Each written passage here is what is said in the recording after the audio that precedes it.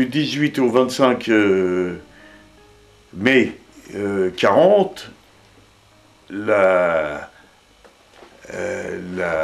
l'infanterie française s'est opposée fermement à la Wehrmacht, à l'avance de la Wehrmacht. Et là, il y a eu donc pendant 5 jours, ce qu'on appelle vulgairement les 5 jours de Toul, pendant 5 jours, il y a eu des batailles rangées, des batailles de rue, des batailles très sérieuses de part et d'autre. Et les Allemands, évidemment, quand ils ont occupé la ville, ben, ils ont brûlé tout le centre-ville.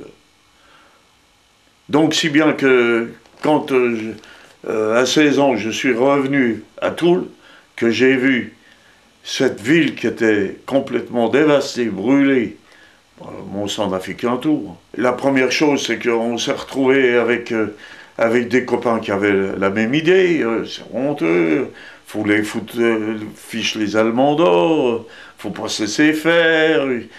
L'avantage à Toul, c'est que l'armée française qui s'était battue pendant 5 jours, avant d'être faite prisonnière, ils ont jeté tout leur armement dans la nature.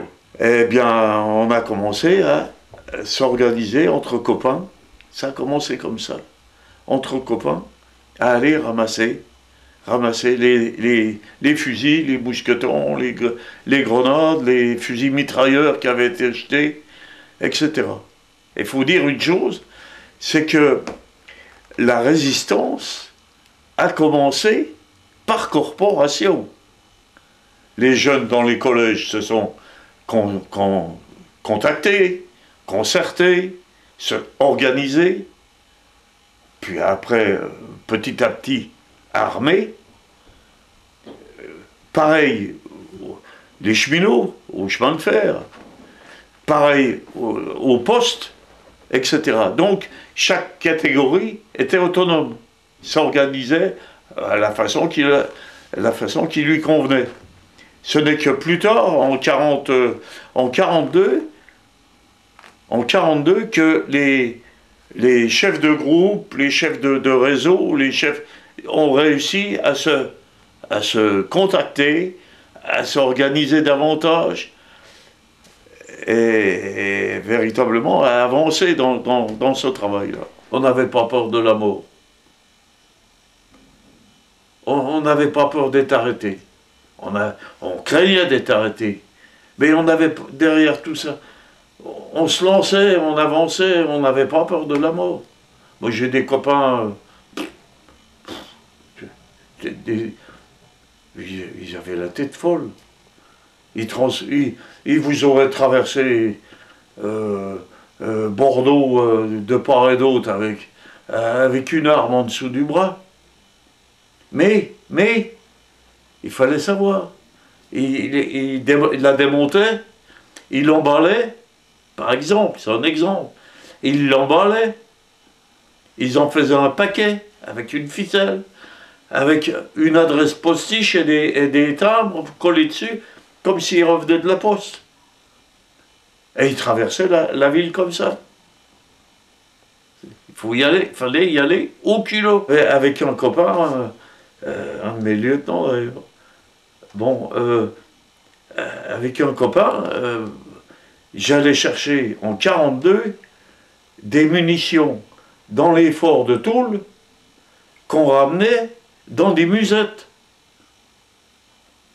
Et il venait avec sa musette, ou 2 musettes, jusqu'à la maison, et je profitais que ma tante n'était pas là, pour monter tout ça au grenier, et je mettais tout ça dans des paniers en osier, au-dessus de l'officier allemand qui avait la chambre. Je réfléchissais pas. Chez les cheminots, même chez les commerçants, il y avait des groupes de résistants. Mais je trouve qu'ils étaient plus réfléchis que nous. Vous voyez ce que je veux dire? Ils étaient plus réfléchis que nous les jeunes. Nous les jeunes des collèges, des lycées, tout ça. On était fougueux. On était fougueux. On devait faire ça, on y allait. J'avais un groupe de 40 personnes à Toul. C'était ma quarantaine, ma section, appelez ça comme vous voulez. Mais indépendamment de ça, par obligation, je suis allé au maquis. Donc j'ai fait partie du maquis. J'étais responsable d'un groupe de sabotage. Donc nous, notre maquis, c'était le maquis, ce qu'on appelait le maquis 15, puisqu'ils étaient numérotés. À la fin, en 1944, on était 80. Dans les 80, il y avait 17 Sénégalais, il y avait une vingtaine d'anglophones, c'est-à-dire des Anglais, des Canadiens, des Américains, des Néo-Zélandais. Le 1er septembre 1944, on occupait un village que les Allemands avaient quitté, puisque ils avaient les Américains en face. Donc toute l'infanterie était partie. Et on occupait ce village de Blénod-les-Toules. Et le 1er septembre, comme je vous ai dit, il y a eu une trentaine de chars allemands qui venaient de Vaucouleurs, enfin Vaucouleurs plus loin Bar-le-Duc, et qui étaient poussés par les Américains qui arrivent à proximité du village et qui s'aperçoivent que le village est occupé.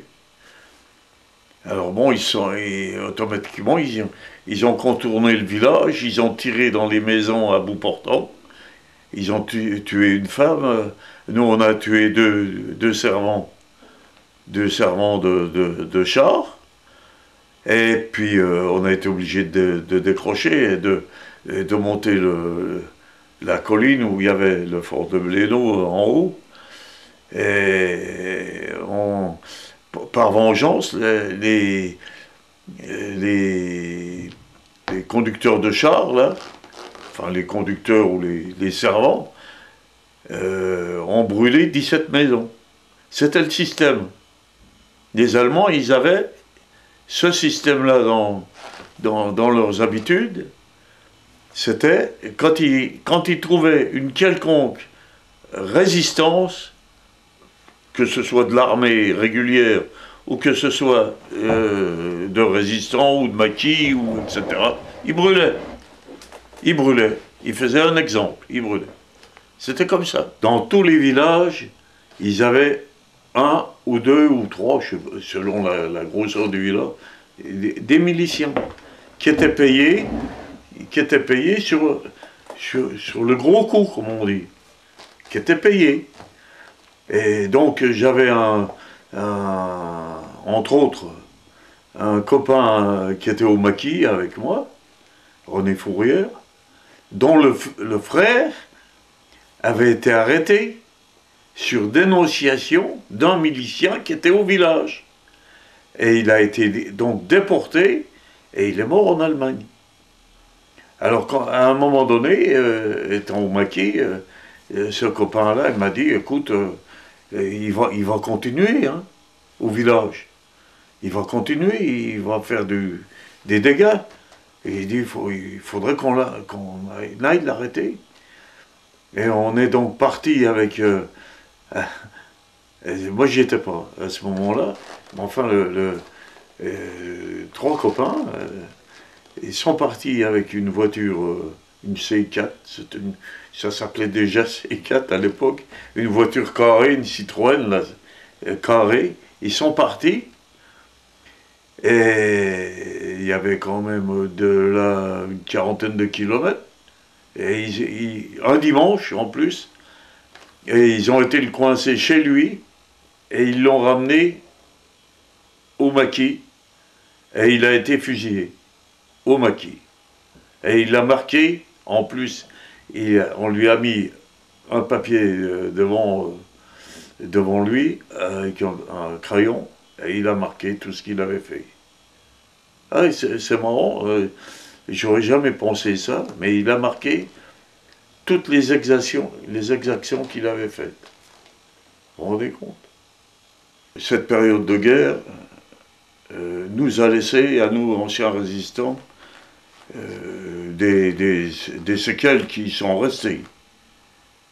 Ça, c'est certain. C'est certain. On a été traumatisés par cette période-là. C'était notre période d'adolescence. Normalement, c'est la plus belle période une des plus belles périodes de la vie, ça. Hein? Et donc, on n'a pas bénéficié de cela. J'estime que les anciens résistants ont un devoir impératif, c'est de raconter ce qu'ils ont vécu. C'est le seul noyau qui reste de cette période-là. Les anciens résistants, anciens maquisards, etc. Bon, si personne ne dit rien, personne ne saura rien.